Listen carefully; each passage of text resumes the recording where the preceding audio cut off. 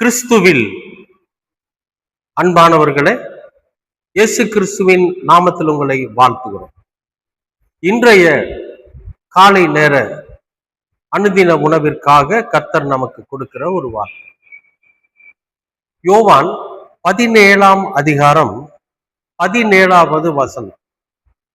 உம்முடைய சத்தியத்தினாலே அவர்களை பரிசுத்தமாக்கும், உம்முடைய வசனமே சத்தியம்.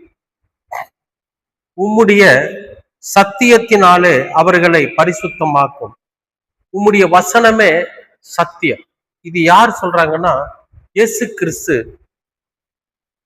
பிதாவாகிய தேவனிடத்துல நமக்காக வேண்டுதல் பண்ணக்கூடிய ஒரு வார்த்தை. நமக்காகனா இன்றைக்கு நாம் அவரை ஏத்துக்கிட்டோம். அவர் வாழ்ந்த நாட்களில அவரை ஏற்றுக்கொண்டவர்கள் கொஞ்சம் பேரும் தான். யாருன்னா அவருடைய சீசர்கள் மட்டும்தான்.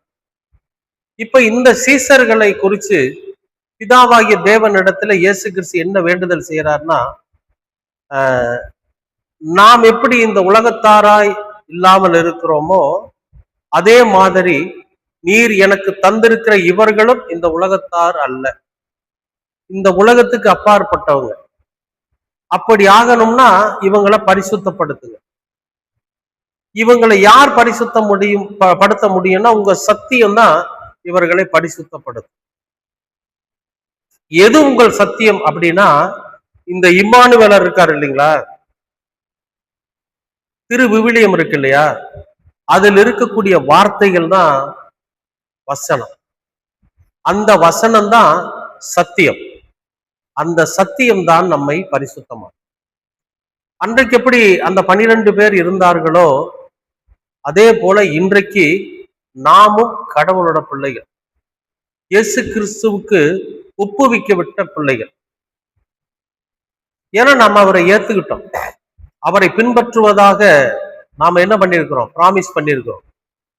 அவருடைய வழிகளிலே நான் நடப்பேன் அப்படின்னு சொல்லி நம்மை நாமே அர்ப்பணிச்சிருக்கிறோம். அப்ப என்னன்னா, நாம அவரோட பிள்ளைகள். நாம இந்த உலகத்தார் அல்ல, இந்த உலகத்துக்குரிய காரியங்களை செய்கிறவர்கள் அல்ல. அதனால நமக்காக இயேசு கிறிஸ்து என்ன வேண்டுதல் பண்றாரு பாருங்க பிதாவின் இடத்துல. இவர்கள் நம்மை போலவே இந்த உலகத்தார் அல்ல, உம்முடைய சத்தியத்தினாலே இவர்களை பரிசுத்தப்படுத்துங்க, இந்த வசனமே உம்முடைய சத்தியம்ங்கிற. எவ்வளவு நம் மீது அன்பு வச்சிருந்தாருன்னா இந்த இந்த வேண்டுதல் அவர் பண்ணுவாரு. இன்றைய காலகட்டத்துல ஒரு தகப்பன் தன் மகனுக்காக வேண்டுதல் பண்றது அரிதா இருக்கு. அதே மாதிரி ஒரு மகன் தன் தகப்பனுக்காகவோ, ஒரு சகோதரன் தன் சகோதரனுக்காகவோ, அல்லது ஒரு மாமி தன் மருமகளுக்காகவோ கர்த்தரிடத்துல வேண்டுதல் பண்ணுவது என்பது ரொம்ப அரிதானதா இருக்கு. அப்படி இருக்கிற இந்த காலகட்டத்துல கூட நமக்காக, முகமறியாத நமக்காக, யாரு என்னன்னு தெரியாத நமக்காக, நாம அவரை ஏத்துக்கிட்டோங்கிற ஒரே காரணத்துக்காக நம்மளை குறிச்சு என்ன சொல்றாரு, இவர்கள் இந்த உலகத்திற்கானவர்கள் அல்ல, நம்மை போலவே அவர்களும் பரலோகத்திற்கு சொந்தமானவர். அதனால அவங்கள உங்களுடைய சத்தியத்தை கொண்டு பரிசுத்தப்படுத்திடுங்க. கொஞ்சம் பரிசுத்தம் இல்லாம இருக்கிறாங்க, இந்த உலக காரியத்துக்குள்ள கொஞ்சம் இருக்கிறாங்க. அப்ப நீங்க என்ன பண்ணுங்க, அவரை கொஞ்சம் பரிசுத்தப்படுத்துங்க, அவர்களை முழுமையாக்குங்க. எப்படி ஆக்கும்? உங்களுடைய சத்தியம் தான் அவர்களை பரிசுத்தமாக்கும், இந்த வசனம் தான் அந்த சத்தியம் அப்படிங்கிறார். அப்ப நாம இந்த வசனங்களை உட்கொள்ளுகிற போது, இந்த வசனங்களை நம்ம அனுதினமும் கேட்கிறப்போ, இந்த வசனங்களை அனுதினமும் நம்ம வாசிக்கிறப்போ, இந்த வசனங்களை குறித்து அனுதினமும் நம்ம யோசிக்கிறப்போ, தியானிக்கிறப்போ நமக்குள்ள என்ன ஒரு மாற்றம் வரும்னு கேட்டீங்கன்னா, இந்த சத்தியம், இந்த வசனம் சத்தியமாக மாறி நம்மை பரிசுத்தப்படும். நம்மை பரிசுத்தப்படுத்தி இந்த உலகத்திற்கானவர்களாக இல்லாமல் பரலோகத்திற்குண்டானவர்களா நம்மளை மாற்றும். அதைத்தான் ஆண்டவர் சொல்றாரு. இயேசு கிறிஸ்து நமக்காக வேண்டுதல் பண்றாருங்க. நீங்க நல்லா அதை கவனிச்சு பாருங்க.